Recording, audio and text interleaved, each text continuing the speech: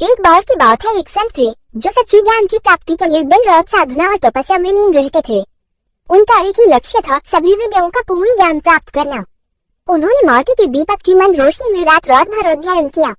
उनकी लगन और समर्पण को देखकर आसपास के लोग भी प्रेरित होते थे, परंतु संत को अपनी ही दुनिया में संतोष था, जहाँ केवल ज्ञान और साधना की ओर जलती रहती थी।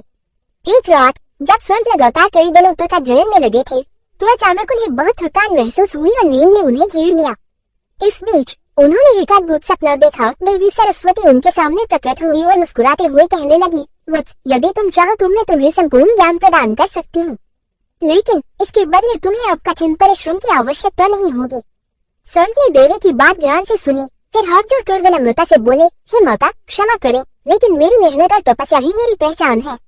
यह मुझे मेरे उद्देश्य के करीब लाता है और मेरी आत्मा को शांति देता है। यदि आप मुझ पर दया करना चाहती हैं तो बस यही वरदान दीजिए कि मेरा दीपक सदैव जलता रहे, ताकि मैं रात भर बिना किसी रुकावट के अध्ययन कर सकूं। देवी सरस्वती यह सुनकर अत्यंत प्रसन्न हुई। उन्होंने कहा, वत्स, तुम सच्चे ज्ञान के अधिकारी हो, तुम्हारा समर्पण और तपस्या अद्वितीय है। मैं तुम्हें आशीर्वाद देती हूँ कि तुम्हारा दीपक सदा प्रज्वलित रहेगा और तुम्हारी साधना में कभी कोई रुकावट नहीं आएगी। इस आशीर्वाद के बाद संत ने पहले से भी अधिक जोश के साथ अध्ययन किया। उनकी लगन और साधना से वह शीघ्र ही महान विद्वान बने।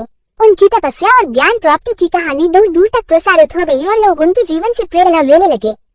सीख, असली ज्ञान की प्राप्ति केवल वरदान से नहीं होती, बल्कि कठोर परिश्रम और समर्पण से होती है। जब हम सच्ची लगन और धैर्य से अपने लक्ष्य की ओर बढ़ते हैं, तो सफलता हमें अवश्य प्राप्त होती है। कठिन परिश्रम का मार्ग कठिन जरूर है, लेकिन यही वह रास्ता है जो हमें असली संतोष और ज्ञान की ओर ले जाता है।